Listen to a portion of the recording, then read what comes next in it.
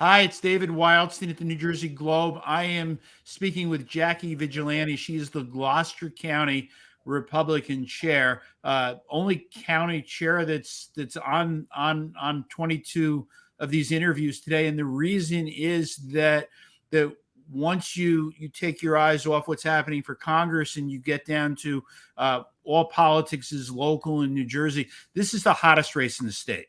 This is a Democratic stronghold. The last time Republicans won control was 1979. They held it for 2 years, and Democrats have been in control ever since. And Madam Chair, you won. You did well last year. You picked up 2 seats. You won a sheriff's seat, and if you win 2 more today, you're in control. You, Jacci Vigilante, are a party boss. And would be the only woman, party, one of the few women party bosses, the only one on the Republican side. Tell me what's happening in Gloucester County. How did Gloucester get to the point where all of a sudden elections are competitive? Well, you made a good point, Dave, because Gloucester's been controlled by the Dems for 31 years. Not only the Democratic Party, but their leader, de facto king, Stephen Sweeney, for many, many years as the Senate president. And they were treated as though they were untouchable. Republicans here were just defeated money, operation, organization. And for us, it was a slow build over the last 5 years, knowing that we had to create a party and build a party. And we did. We put the time in. I've got a great executive team that I work with, a great political consultant, and we just put the time in to build our party. We've got a phenomenal base now. And over the years, we've chipped away. And you're right. Last year, we took 2 seats and a row officer. This year, we're going to take another 2 seats and another row officer. And next year, we'll have 3 more seats and another row officer. And that's going to give us control of this county for the next 10 years. And I'm very confident that that's what's going to happen. That's the difference between 79 and 08 and 09. We're going to do it this year. And we're going to make it right so that we can bring common sense government back to Gloucester County, which is our goal. So after last year, you had a big target on your back. It's you're not catching anybody asleep in 2022. They know you are coming at them. They're spending a lot of money. They're putting a lot of resources. They've got a lot of brain power, really helping them, surgically look for places where they can maximize their votes. What do you need to do? Where do you need to win numbers tonight? What do you need to flip in order to get a win? Well, I can tell you, we've got a number of municipalities that are up for control races. We have the people out there. We know where the votes are coming from.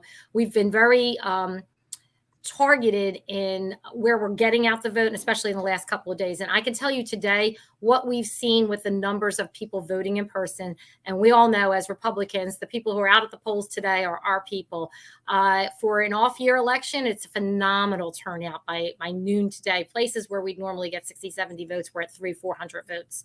So we are very confident that all of our efforts have paid off. We got people early voting. We tripled what we did in early voting last year. This year, just by, letting the voter know that this is something you can trust. This is the same process you're going to do on election day. Come out and do it early, bank that vote. We've got people all over the place working really hard. We've got people poll watching. We've got challengers out there. We've got people working the polls. And I know that our message is right. And our message resonated with the voters. I can tell you every flyer mailer that the Dems sent out was nothing but a targeted calling us racist, calling us white supremacists, calling us, what was the word? I think that cannibals. We were God, I can't remember exactly the word because it was so ridiculous. They have no message to run on. They've ran this county government for 31 years into the ground, and they're desperate now. We know they're desperate, but we know we're going to meet them on plan and message because they have no plan and they have no message.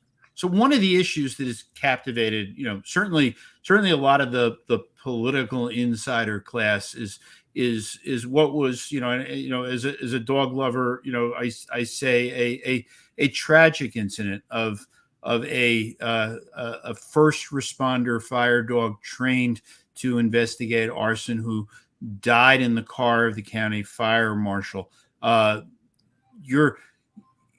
How big an issue is this in the campaign? What are you hearing? Is that an issue that's resonating with voters? It's an issue that resonated so well with the voters, but not so much because we politicized the issue, because we really didn't. This county administrator, who is a county fire marshal, in whose custody the dogs died, is the family member of our county administrator. It was tragic. The dogs died in his county-owned vehicle. They were neglected. They were left there, and they died tragically. What that showed the voters in Gloucester County is that this is how our county government works. They attempted to cover it up. They buried the dogs in the fire marshal's backyard using county equipment, as far as we know, and they tried to hide the fact that the canines died. And it just showed the voters how the government in Gloucester County, the way it's been run for the last 33 years, it completely lacks transparency. They believe that they can get away with whatever they want. They can get away with killing a dog, and they can't. We're not going to let them. And the voters stood up on that, came out to vote, supported us at meetings, and we're very confident that justice will be served for Canine Ember. Yeah, and I do have to just say one thing, because as you know, I looked at this very extensively. I was not able to find a family relationship between Chad Bruner and Sean Layton, but obviously they both live in Mantua, and there's a friendship there, but I don't know that it was a relative. But let me ask you one other question. The prosecutor is investigating that. Yeah, and the prosecutor, clearly, I mean, and it's appeared this way for a while, won't have the results of that investigation till after the election, but I assume there'll be some finality to it. I want to ask you one other quick question. Voter interest in South Jersey toward the Republicans. What do you see the impact of everything that people in your county are seeing on Philly TV about the Oz Fetterman race, about the governor's race, the recall effort for Larry Krasner and crime? These are Pennsylvania issues, but the people of your county are in Pennsylvania all the time. Is what they're seeing on the network airwaves in Pennsylvania impacting this race? I absolutely believe it is. It's funny because one of my poll workers told me that a gentleman went into the voting booth and came out and said, where do I vote for Oz? And he's here in Gloucester County. So, we're right out. So we're in that Philadelphia area for commercial. So our voters see it. Our voters are very tired of the Dems being, trying to put any soldier they have on the ballot and expect people to vote for them. I mean, the whole Fetterman disaster, that guy should not hold any kind of public office. And I think it is bleeding over into New Jersey. And the voters here are paying more attention to who's on the ballot, why they're on the ballot, what they stand for, and whether or not they deserve that voter's vote. Yeah. Well, Jacci Vigilante, the Gloucester County Republican chair, potentially the first Republican county chair in decades to have a majority. We'll know that. Hopefully we'll know that tonight. Hopefully, and I've said this with a bunch of other people I speak to. From my vantage point, I assume from yours, certainly from Cush's, we just want to know this evening how it goes, and we don't want these things to stretch on over the next couple of weeks. But based on everything I've seen, read, and heard over the last few weeks, I think we will know tonight. Yeah. I think we'll know decisively tonight. Okay. I'm looking forward to it. Sounds good. Thank you for coming on, and good luck. Thanks for having me. Take care. I appreciate it, Dave. Bye-bye.